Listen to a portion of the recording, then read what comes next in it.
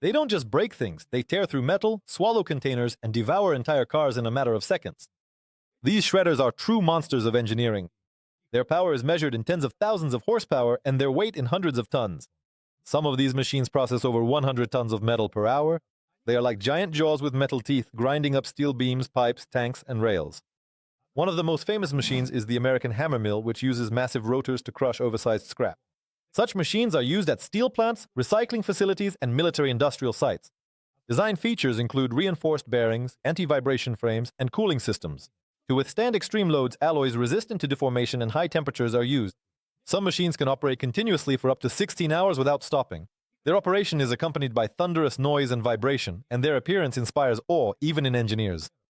These installations are the epitome of destruction, and the entire metal processing industry is built upon them. Incredibly, even such giants have their limits, and that's exactly what we'll talk about later. Where immense power reigns, mistakes can be extremely costly. Shredders designed for destruction sometimes get out of control, turning into a source of danger. One of the most notorious incidents occurred at a processing plant in Ohio. Due to an overheated shaft and lack of timely maintenance, the steel rotor literally exploded. Debris pierced the hangar wall, injuring 2 employees. There was another case in Texas, where a gas cylinder with residual gas was mistakenly loaded into the shredder. The explosion triggered a chain reaction. The fire spread to the recycling warehouse, and it was only by a miracle that no one was killed. In China, there is a well-known incident where an operator tried to manually free a jammed fragment, and he died. These cases highlight that power requires discipline. Often, the cause of an accident is metal fatigue, overload, faulty sensors, or human error. That is why modern installations are equipped with automatic diagnostics, emergency shutdowns, and remote control. But even with such measures, risks remain. That's why engineers are constantly improving safety measures, from armored casings to multi-layered housings. After all, the price of a mistake is not just equipment failure, but human lives. There are many examples in the world where destructive technologies have served not only the economy, but also national security. Military facilities in many countries are equipped with special shredders for destroying confidential equipment and documents. For example, in the United States, there is a decommissioned equipment disposal program where every component, from radars to engines, must be completely destroyed. Modified shredders with reinforced shafts and armored casings are used. Their task is to turn the object into fine shavings, making it unsuitable for analysis or recovery. Information carriers, hard drives, server modules, and military laptops are also destroyed. They are shredded at field installations under video surveillance. In a number of countries, there is a practice of disposing of weapons. Decommissioned assault rifles, pistols, and even armored vehicles are sent to be crushed or to a shredding line. There are also unofficial reports about black factories where evidence or traces of illegal operations are allegedly destroyed. But such claims remain at the level of theory. Verified data indicates a strict protocol. Every operation is recorded and the remnants undergo chemical neutralization. This is a world where destruction becomes a guarantee of safety. The idea of destroying metal mechanically did not appear immediately. Until the end of the 19th century, metal disposal was the work of blacksmiths and smelting workshops. But with the development of industry, waste appeared that could not be remelted without prior preparation. Thus began the era of mechanical shredders. The first machines resembled giant shears or hammers powered by steam engines or water mills. In the 1920s, rotary shredders appeared, rotating drums with teeth capable of crushing iron. They were slow and often broke down, but they performed their function excellently. With each passing decade, the technology improved. Electric drives were added, the casings were reinforced, and cooling and cleaning systems were introduced. Progress in alloys became especially important since the working elements had to withstand extreme loads. By the middle of the century, factories were equipped with multi-stage lines that turned old cars and structures into scrap. These machines became the foundation for building the modern recycling industry. One machine is good, but a chain of 3 is many times more efficient. This is the principle behind modern installations, where the destruction process is divided into stages. The first stage is coarse crushing. Shafts with large teeth tear the structure into big fragments. Next comes the intermediate level. Hammer mills or shredders turn the debris into smaller pieces. The final stage is granulation. The fragments are reduced to sizes necessary for remelting or safe disposal. This approach helps reduce wear and tear, save electricity, and increase the yield of useful material. For example, in car recycling, engines and fluids are removed first, then the body goes into the crusher, and after that to the sorting line. There, magnets extract the metal, air streams blow away the plastic, and vibrating screens separate out the dust. As a result, up to 80% of materials from a single car can be reused. Such systems are used not only in scrap metal processing, but also in the recycling of household appliances, cables, and batteries. Combined lines are the pinnacle of engineering logic. They don't just destroy, they turn chaos into structure, making destruction a controlled process. This is exactly what sets them apart from the primitive machines of the past. When it comes to digital security, simply deleting files is not enough. Modern shredders, designed for destroying electronics, are capable of physically destroying hard drives, solid-state drives, server modules, banking terminals, and microchips. Such machines are used by banks, military organizations, and government archives. One of the methods is repeated mechanical cutting of data plates, reducing them to fragments smaller than 3 millimeters. There are also dust-producing machines that turn electronic components into dust. The dust is then sent for chemical neutralization. Some companies use mobile units, special vehicles equipped with a generator and shredder, to destroy storage devices right on site. This is important when transportation is impossible for security reasons. In the United States, there are federal standards for the destruction of storage media, including NSA methodologies. Industrial facilities comply with these regulations. Destroying circuit boards requires highly precise equipment. When overheated, they can release toxic substances. That's why the machines are equipped with ventilation, filters, and cooling systems. This is not just destruction, it's a well-planned operation where every detail matters. At first glance, shredding rubber and plastic seems like a simple task. But these materials are elastic, melt when heated, and clog the equipment. To process them, low-speed shredders with reinforced grips and specially designed blade geometry are used.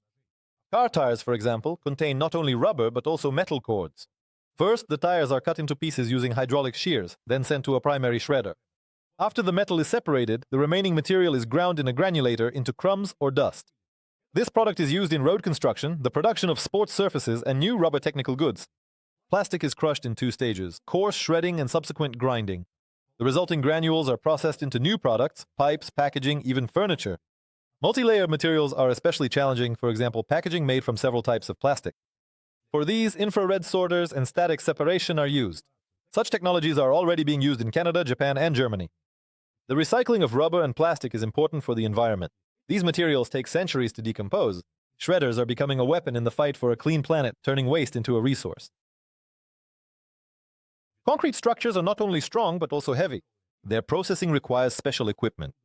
Mobile and stationary crushers are equipped with massive jaws and rotors with carbide inserts. First, the panel is broken into large pieces with hydraulic shears, then the fragments are fed into a rotary or impact crusher. Inside, the concrete is broken up and the metal reinforcement is extracted by magnetic separators. This process is especially relevant in cities where there is large-scale demolition of old buildings. For example, in Osaka, there is a facility that processes up to 200 tons of construction waste per hour. The crushed stone is reused for roadwork foundation backfilling. The reinforcement is melted down. Modern plants are equipped with dust suppression systems. Water nozzles moisten the fragments, reducing air dustiness. Soundproof casings protect workers from noise. The challenge is that concrete often contains inclusions of other materials: wires, pipes, insulation. That's why sorting is just as important as demolition. Concrete recycling is an important step towards sustainable construction. These machines not only break down materials but also recycle them efficiently, giving construction waste a second life. Hazardous waste cannot simply be thrown away. It requires careful disposal. Chemicals, medical waste, batteries, contaminated materials, all of these are processed under special conditions. Special shredders operate in sealed chambers equipped with filters and neutralization systems. For example, in the United States, there are facilities that crush glass ampules, injection vials, and disposable instruments, after which they are sent to furnaces where they are incinerated at temperatures above 2,000 degrees Fahrenheit. In Europe, there are mobile units, sealed vans equipped with shredders, dust collectors, and chemical treatment systems. In China, robots have been developed that can remotely control the disposal process of biologically hazardous materials. Even household electronic components, such as batteries and light bulbs, require a special approach due to the presence of heavy metals and mercury. In such cases, crushers with multi-stage air filtration and vapor capture are used. The entire system operates under constant sensor monitoring. It is expensive and complex, but necessary. Without these technologies, toxic materials would end up in the soil and water, threatening millions of lives. Destruction here is an act of global protection. Building an industrial shredder requires significant investment. Just the equipment at a mid-level facility can cost up to $1 million, with operating expenses running into thousands per month. So why do businesses invest in this? Because recycling is profitable. A single properly recycled car can bring in several $100s in net profit. And if there are hundreds of such cars, recycling plants get metal, plastic, copper, everything goes to the secondary market. In European countries, recycling is encouraged through tax incentives and quotas. In Japan, the plants are automated. A robot dismantles the car, shredders crush it, and separators sort the materials. Such a production line pays for itself in 6 to 7 years. Data destruction is another market. Banks, corporations, and even regular users pay for guaranteed information removal. Companies rent shredders, call in mobile services, and receive reports. The disposal of hazardous waste is funded by the government. It's an environmental issue. All of this forms the destruction economy. Profitable and regulated. High-tech. These machines are not just tools. They are the foundation of an industry where every turn of the shaft means dollars. By destroying the old, they build the new. That's exactly why they are becoming more and more necessary every year. There's an opinion that modern shredders can destroy anything.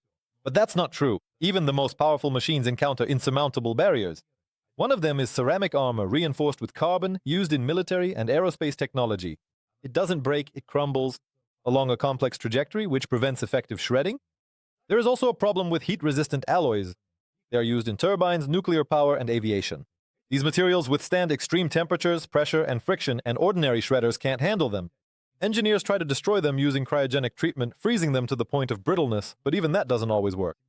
Here's another example. Objects of extremely large size. Some transformers or reinforced concrete columns require preliminary disassembly because they physically can't fit into the crushing chamber. Sometimes materials release hazardous gases during destruction, and sealing is required. In Japan, robots have been created that can cut such objects with lasers underwater. However, even they are limited in terms of time and resources. These examples show that destruction is a science, not chaos. Limits exist, and they are constantly shifting, forcing engineers to look for new approaches. The world of strength is growing, and the technology of destructive force has to keep up with it. Destruction on an industrial scale raises important questions. Who decides what should be destroyed? Who is responsible if the shredding gets out of control? In most developed countries, such facilities are regulated by law. You can't just buy and use them without permission. For example, in Germany, a shredder operator must undergo special training and regularly confirm their qualifications. In the United States, inspectors from government agencies are required for the disposal of weapons and equipment. But there is also a gray area. Private companies that operate under simplified procedures. They often take on the destruction of electronics or archives without properly documenting the process. This creates risks, data recovery, environmental pollution, unauthorized access to components. There is also a moral aspect. Machines capable of destroying everything indiscriminately are tools that, if misused, can cause enormous harm.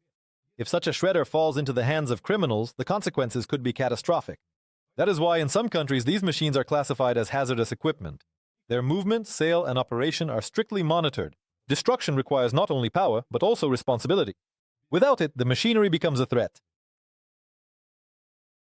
After everything we've discussed, the main question remains. Why does humanity build machines capable of destroying almost anything? The answer is more complicated than it seems. Of course, the main reason is the need for disposal. We produce more than we can recycle. Cars, equipment, buildings, machinery. All of this sooner or later becomes waste. A shredder is a way to deal with this avalanche of waste. But there are also hidden reasons. Destruction is a form of control. By destroying objects, we cut off access to information, technology, and resources. This is especially important for the military, banks, and IT companies. Some countries invest in such technologies as part of their strategic security. There is also a philosophical aspect. Destruction provides an opportunity to start over. A dismantled building is a site for something new. Recycled metal is raw material for the future. These machines are not just iron with teeth. They are the intersection point of environmental, business, state security interests, and the human need for renewal. They are built not for the sake of destruction, but to control chaos. That is their true essence. Not to destroy for the sake of destruction, but to create something new in place of the old.